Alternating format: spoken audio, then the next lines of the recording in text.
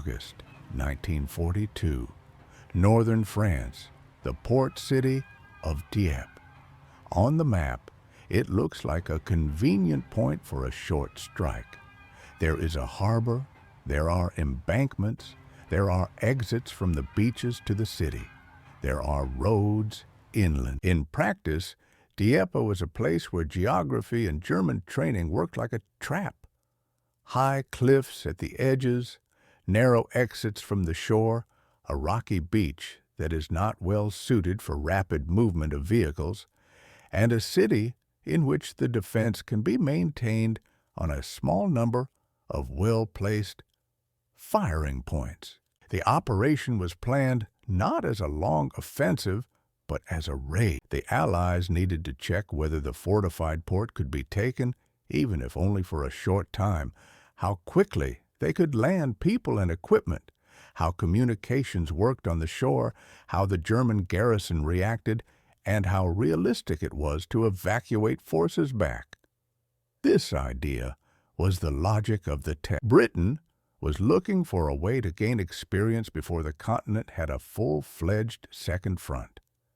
It was necessary to show activity, check the methodology, collect information, give the troops practice, and at the same time hit objects that could be useful to the Germans: warehouses, communications, and control centers. Canadian units became the main burden of the raid. They were the ones who had to land on the main beaches near the city itself and make their way inside. The Canadians were already in Britain and had been waiting a long time for a real fight.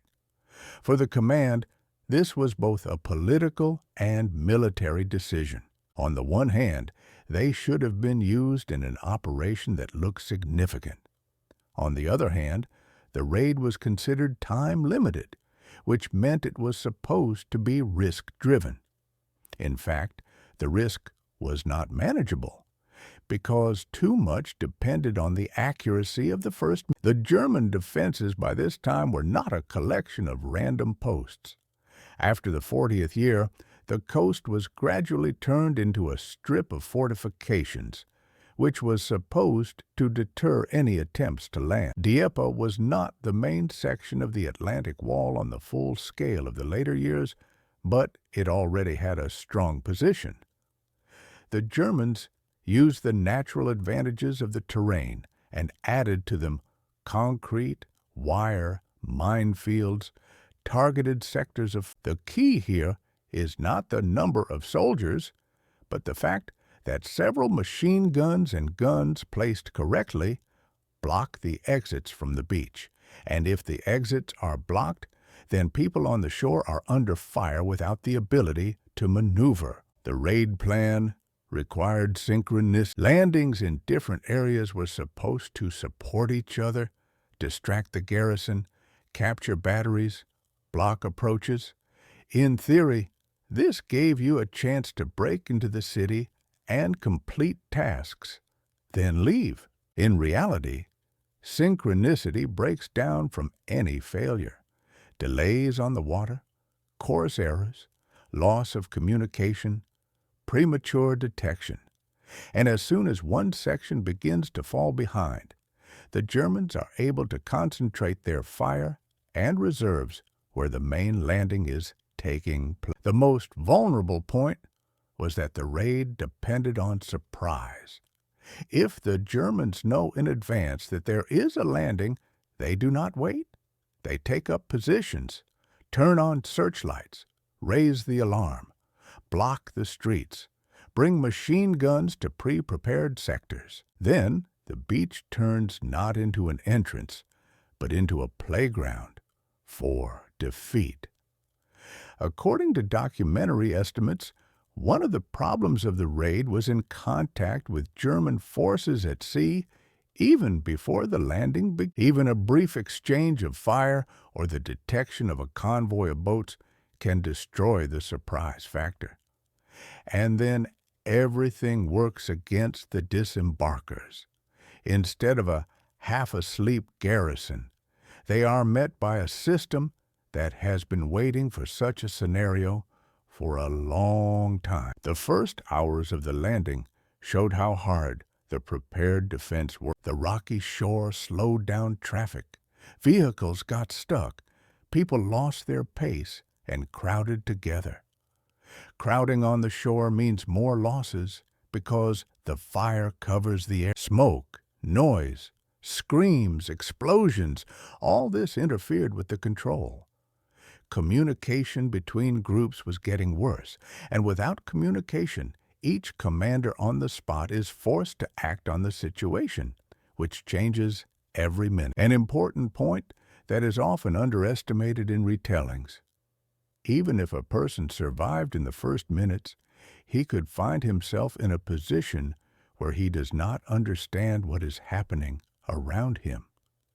Scattered pockets of battle were formed in the city and on the shore. Some groups were trying to break through to the targets. Others were looking for a way out from the beach. Others were trying to help the wounded, and others were trying to hold the captured area. When the plan fails, there are people who are physically in Dieppe, but are no longer part of the unified offense. They are not in formation in a column and not under the cover of a general fire. They are in gaps between streets, in courtyards, in ruined buildings, in smoke, in narrow passages where a German patrol can. This creates what can be called isolation. For many soldiers, the battle did not end in instant death or immediate. It ended with them being separated from their own people and forced to decide how to survive in the next hour. Some of them might have moved away from the line of fire into the city. Some might have ended up at a destroyed wall. Some might have fallen behind due to injuries. Some might have lost their commander and not received new. In raid conditions, this is especially dangerous because time works against the landed ones. The longer they are on the shore and in the city, the more the Germans pull up their forces, the more they block the exits, the less likely they are to return to the water in an organized manner. This is where the theme of escapes appears as an extremely rare but theoretically possible outcome. If a person was not directly controlled by the Germans and was not immediately cut off by machine gun fire on the beach, he could have a short time when he could change direction, hide, get out of the direct combat zone, and try to blend in with the destroyed city. This does not mean that escape was like. This means that the chaos created the gaps. But these gaps were small and closed quickly. The Germans followed a clear pattern. First, hold key positions on the shore, prevent them from gaining a foothold, then cut off the groups from each other, then clear the city and approach. In a city where there are narrow streets, courtyards, arches, stairs, the defender has an advantage because he knows the strong points and can block them with fire and patrols. In addition, the Germans had deep support, and the raid could not have had it in full. The raid wasn't designed to be a success-driven operation. It was built as a hit and go. If withdrawal becomes impossible, the situation becomes a trap. The sign of a trap in Dieppe was simple. Beaches are limited, and exits from the beach strip lead to specific locations that are easy to shoot through. If you don't pass them in the first few minutes, then it becomes almost impossible to pass them later. If you went to the city, the way back to the water is also not guaranteed, because the Germans can block the same points from the other side. Then the person finds himself inside a space where every movement is visible and dangerous. Technical delays also played an important role. In the raid, they hoped that armored vehicles would help suppress the firing points and support the infantry. When vehicles can't move quickly, the infantry stays under fire longer. And when the infantry lies down on the shore and loses its pace, the command loses the ability to control the battle as a single picture. Then the chain begins. More losses less communication, more chaos, less chance to complete tasks, more chance that individual groups will act on their own. For individual Canadians, isolation meant several options. The first option is to try to return to your own people on the beach, to evacuate along with the main forces.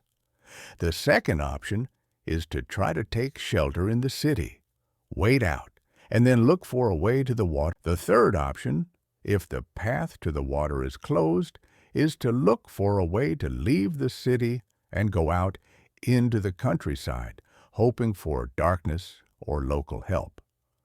All these options were dangerous because Dieppe and the surrounding area were under the control of the occupation, and after the raid, control only increased. It should be understood that the German administration and military structures in occupied France had experience in fighting the underground and responding to incidents. After such an attack, the Germans inevitably increased checks, block roads, introduce additional patrols, organize combing.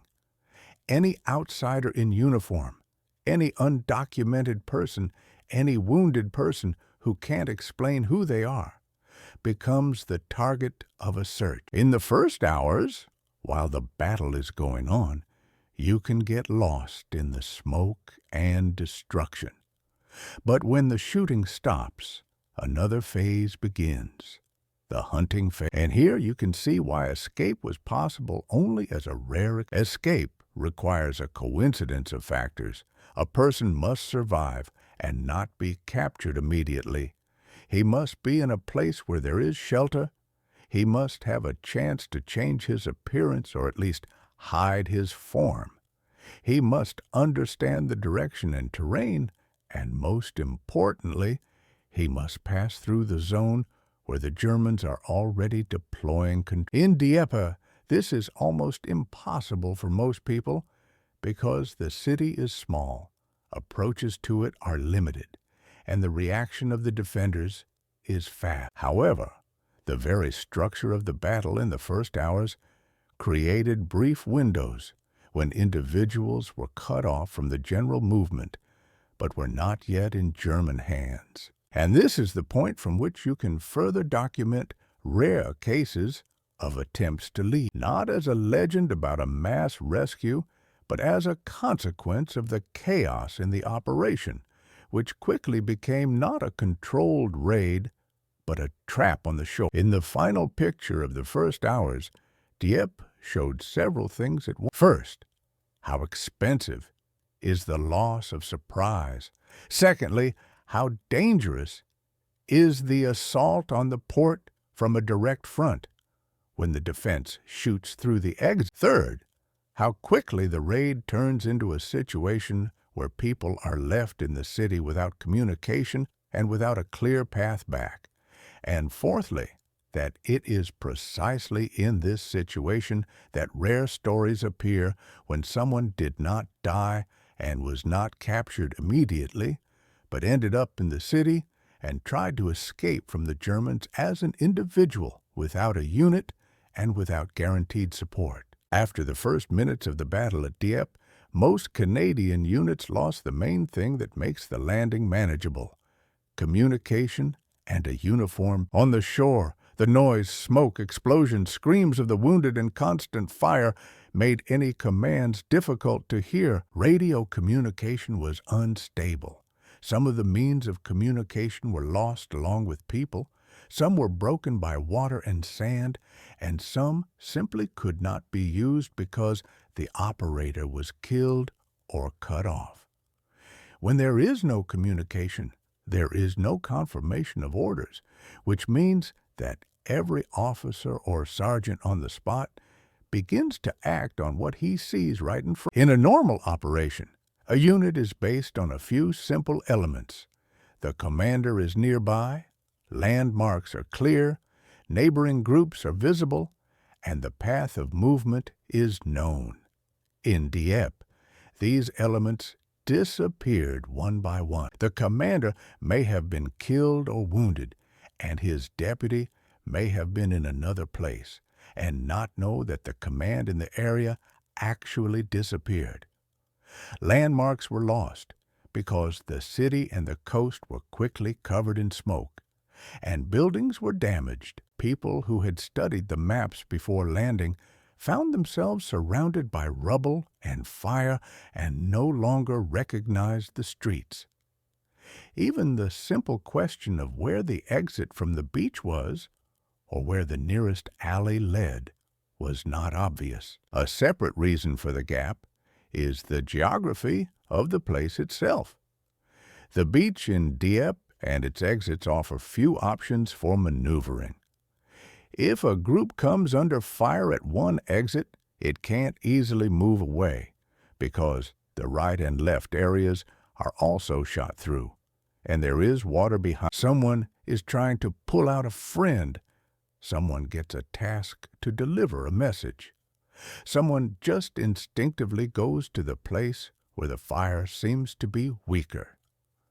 After 15 or 20 minutes, there is no longer one company in one area, but several scattered groups that can only see what is happening within a radius of several tens of meters. How exactly Canadians found themselves alone in an occupied city? It usually started with trying to get off the beach through a narrow exit. Some people broke through, some remained pinned down by the fire and lagged behind. Those who passed through found themselves in the streets where the fire was already coming from the other side. Groups went to the nearest courtyards, entrances, and destroyed premises just to survive the next queue. In the city, this gives the illusion of shelter, but at the same time breaks the system. When a person enters a house or yard, they lose visual contact with their neighbors. If everyone doesn't follow him at once, the group. Another isolation mechanism is injury. Even a slight injury dramatically changes the speed. A soldier cannot run fast or climb through rubble. Those who walk nearby are forced to either leave it or slow down. In a street battle environment, slowing down often means coming under new fire or running into a patrol. Therefore, people are faced with a tough choice, which is rarely described calmly. Pull the wounded man and risk the entire squad, or go further, hoping that someone will pick him up later. Either option breaks the divisions. When the battle moves inside the city, a new problem appears. Landmarks and rules change. On the shore, the task is clear. Go ahead. Suppress the firing points. Hold the exit. In the city, the task becomes vague. Where exactly is the target? Where are the neighboring forces? Where is the escape line? Where is the water at all? Even if a soldier sees a sign or recognizes a street from the map, he doesn't know what's around the corner. The Germans may be in the house across the street, they may be at the intersection, they may be on the roof, they may be in the basement. In the city, the defender has the advantage because he is not obliged to move, he is waiting. German patrols and street closures began very quick. As soon as the Germans were sure that the landing was taking place on the main beaches, they switched to the standard urban response. Closing junctions, setting up firing points at intersections, moving small groups along alleys, controlling exits from the city, and approaches to the water. For a raid, this is fatal, because the Canadians either need to complete the task quickly and leave, or at least save their way back. When the Germans block the streets, each block becomes a separate trap. In the first hours, the first raids appeared in the sense that the city garrisons understand them. The Germans begin combing buildings where individual soldiers may have gone. They check basements, stairwells, barns, courtyards. They do not move in a crowd, but in bundles that cover each other. In street conditions, this means that any loner or small group who cannot quickly change their position will sooner or later face a patrol. And unlike a field, the city doesn't have much space to get around. In the city, every move is limited by walls. Why most of them surrendered or were captured in the first hours. The main reason is simple: the physical inability to return to the water or leave the control zone. When evacuation becomes the only way out and access to water is shot through, people find themselves in a situation with no options. They can lie on the shore until they run out of strength and ammunition, or try to move and get hit in an open area. Many seizures occurred not because people wanted to surrender, but because they were surrounded or pinned down in a place where it was impossible to escape. In the city, it could be a house that was entered to take shelter, and then found that the exit was blocked. On the shore, it could be an area near a wall or obstacle where the fire does not allow you to raise your head. Another reason is exhaustion and disorientation. The raid took place in conditions where the soldiers did not have time to adapt. First landing, then instant combat, then chaos.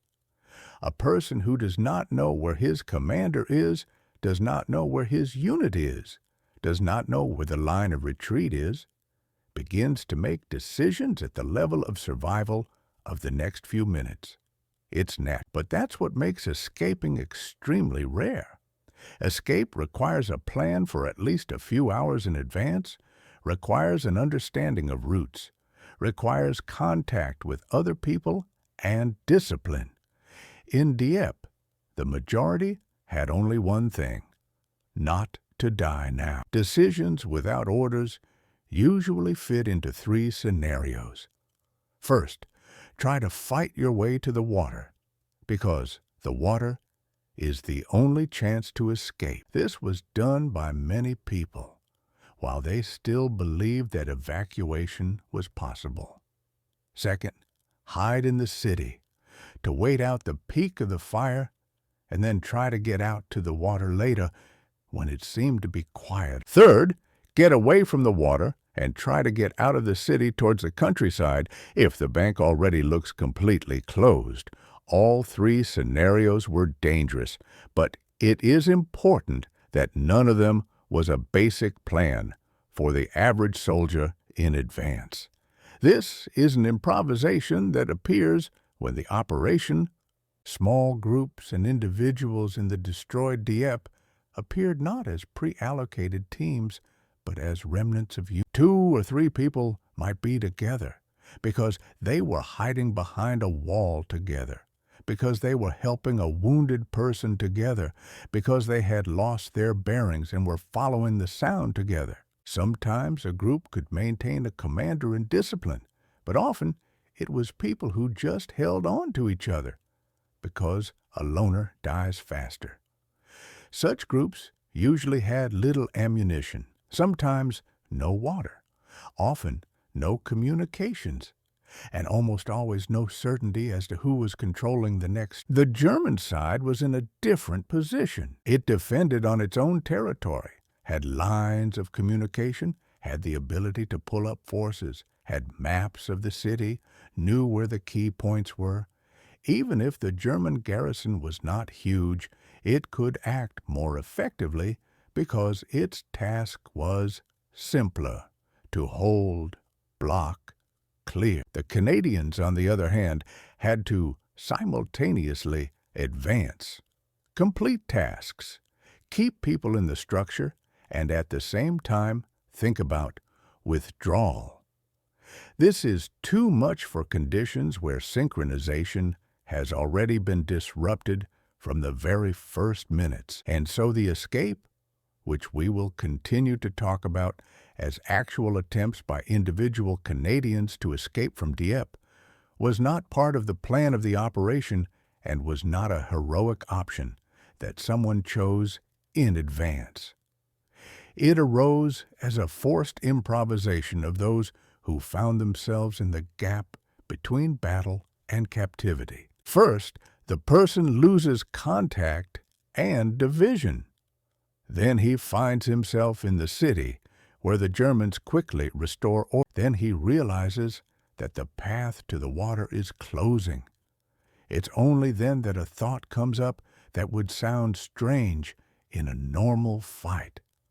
If I can't get back to my own people, then I need to survive here and leave in a different. Escapes from Dieppe were not a mass phenomenon, and did not look like one scenario that could be. Almost everyone who found themselves on the beach and in the city either died or was captured on the same. The rare occasions when the Canadians managed to get away from the Germans consisted of a chain of accidents, a quick assessment of the situation, and help from French civilians, which in itself was dangerous.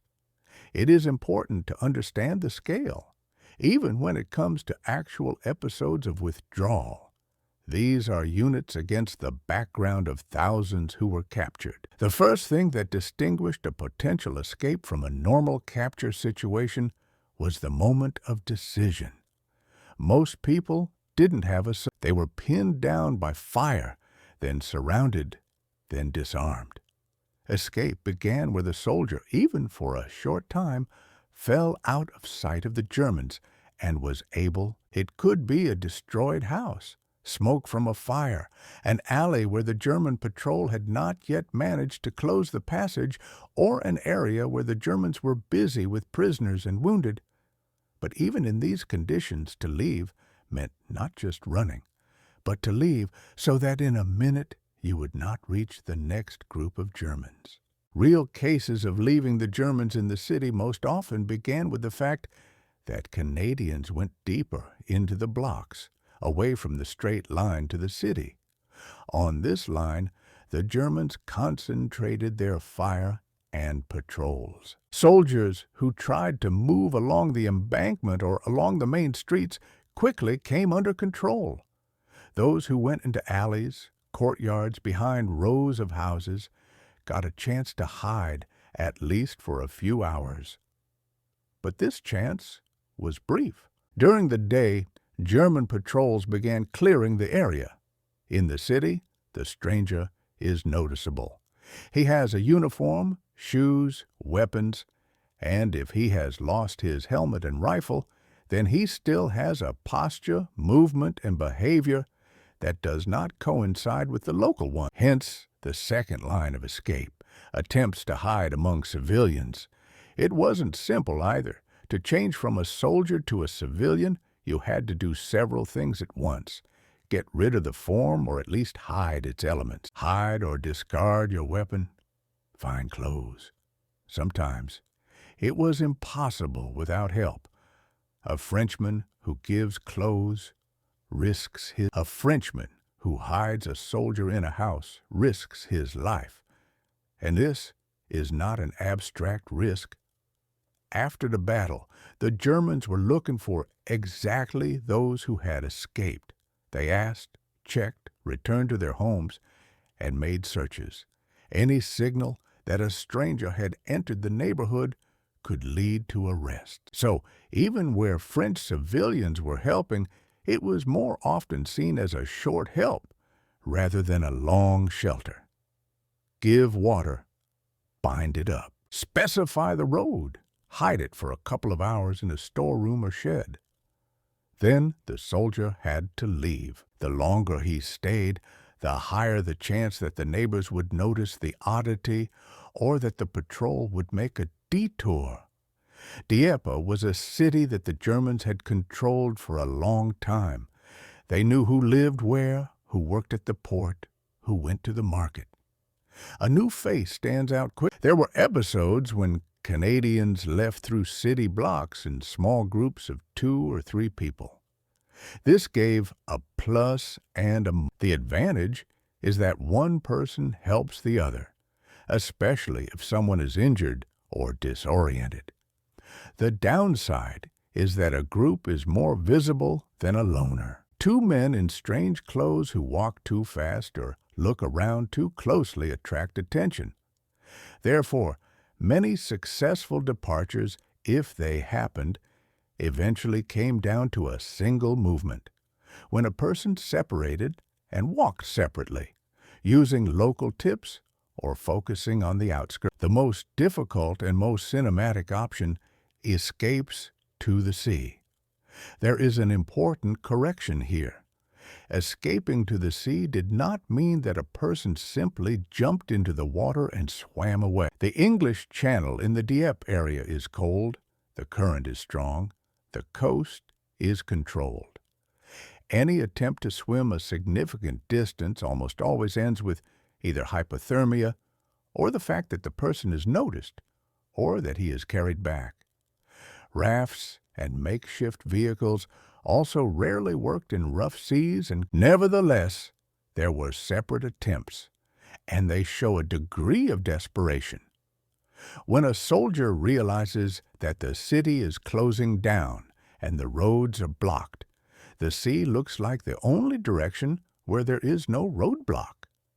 But the physics of the sea is the same roadblock, only without soldiers. If we talk about boats, rafts, and swims, then the most realistic chance appeared where you could go to a very short section of water, not to cross the strait, but to get out of sight, bypass the coastal post on the water, get to the area where there are fewer patrols, and then go back to land. This could only work if the conditions matched: darkness, terrain cover, no searchlight, no immediate patrol, and the presence of at least a primitive watercraft. Even so, the risk was still huge. Contact with French civilians in such escapes was often crucial. The reason is simple. The Canadian does not know the local trails, does not know where the post is, does not know who can help and who will pass. A Frenchman who lives nearby knows which street they rarely walk on at night, where they can wait out, where it is better not to go. He may know a fisherman who has a boat. He may know the watchman who warns about the patrol, can give a map in words without paper. But even here, it is not necessary to turn it into a beautiful legend. Many French people were afraid. Many people helped only after a long check. Many did not help at all. And this is also part of reality. Occupation breaks trust. The Germans relied on a network of denunciations, fear, and punishments. In such an environment, helping someone else's soldier is a step that not everyone does. Why some routes worked and others didn't. Success almost always depended on three factors. The first factor is speed. The faster a person left the beach city line, the higher the chance that they would fall out of the first wave of combing. The second factor is masking.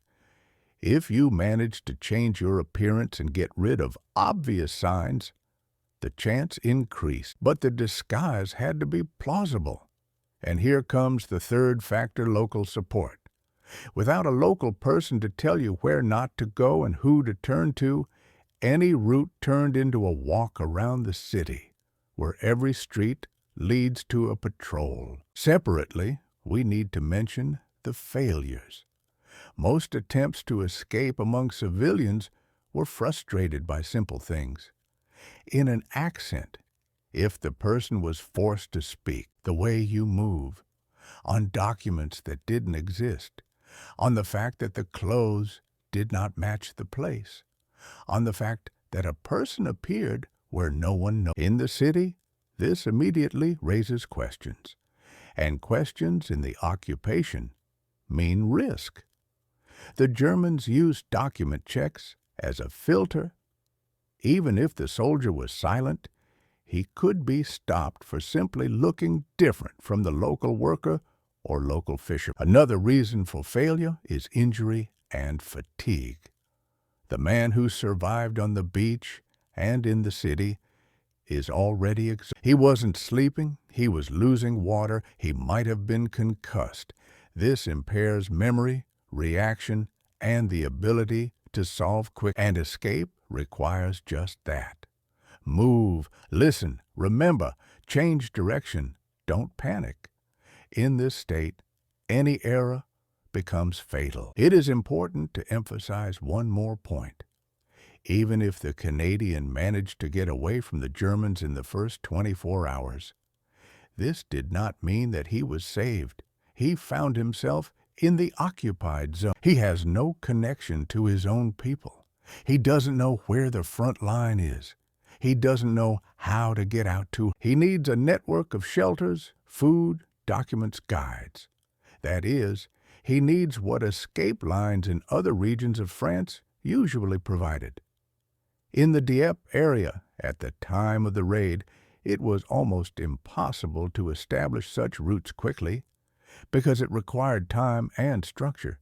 Therefore, a rare successful escape from the city itself was not yet a victory, but only a transition to another, longer, and more dangerous stage. That is why every successful escape is the exception, not the rule. In Dieppe, conditions were against escape: tight German control, limited geography, rapid sweeps, no pre-prepared underground route for hundreds of people. If someone did leave, it was because they were briefly out of German sight, then found help, then managed to avoid being caught on checks, and then managed to get out of the area where the Germans were intensifying the search. This is a chain of rare coincidences where any single glitch turns the escape story into a captivity story. The story of the Dieppe raid is almost always told as the story of a disaster. There is a logic to the losses were too great, the result too modest, and the price too high. For Canada, this was one of the most difficult days but because of the scale of the defeat, the individual fates of those who found themselves outside the usual categories of killed, wounded, and captured almost disappeared from the general story. Those few who managed to escape the Germans did not fit into the convenient scheme of explanation of what happened and therefore remained on the periphery of memory. Canada's total losses in the operation were colossal. Of the approximately 6,000 Allied landings, more than half were killed, wounded, or captured. Canadian units bore the brunt of the blow. Thousands of soldiers were captured within hours. For many, the war continued behind the barbed wire of the camps for years to come. Against this background, the stories of several dozen people who managed not to die or get captured looked like a statistical error. They did not change the overall outcome and could not soften the perception of the operation as a failure. There is another reason why these stories have not become part of the official narrative. Escape implies improvisation, breaking with orders, and lack of control. In military history, especially after the war, it is more convenient to talk about the actions of formations, staff decisions, fire, and maneuver.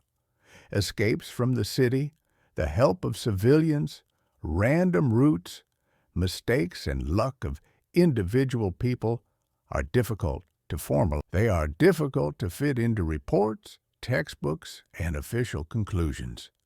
They don't provide a simple lesson that can be turned into In addition, many of those who managed to leave did not immediately talk about their experiences. The reasons were different. Someone did not consider their story something significant against the background of the death of their comrades. Someone felt guilty for those who could not. Someone understood that his rescue was the result of chance and not personal skill. In the post-war years, the memory of Dieppe was shaped around sacrifice and defeat, not around rare exceptions. Nevertheless, for the command, Dieppe's experience was extremely important.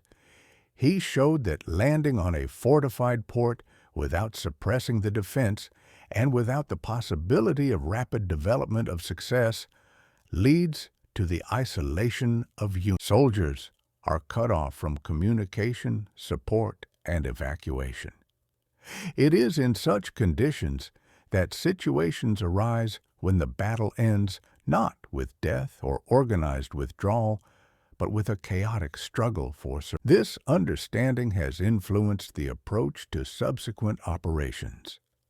The Normandy landings were already planned differently, different scale, different suppression of coastal defense, different logic of supply and evacuation. For the Canadian command, Dieppe was a painful lesson in another sense. It showed how quickly a soldier can find himself alone, without orders or landmarks, in a city controlled by the... This has led to a more serious attitude to preparing for isolation, to interacting with the civilian population, to issues of camouflage and survival in the rear. Although these findings were rarely made public, they were reflected in changes in preparation and planning. Escape stories are not important because they change the assessment of the operation. They don't change it. Dieppe remains a defeat. They are important because they show the war on a different level, not at the level of arrows on the map, but at the level of individuals who find themselves in a situation where there is no correct solution. Every step carries a risk. Each choice can lead to either salvation or an immediate end. These stories show how fragile the chance to get away from the Germans was, and how much depended on chance, local conditions, and civilian help. Dieppe is not a story of heroic breakthrough or secret triumph. This is a story about the limits of the possible. The fact that even in the toughest and most controlled environment, sometimes there is a narrow gap through which you can slip out. But this gap does not open for everyone and not for a long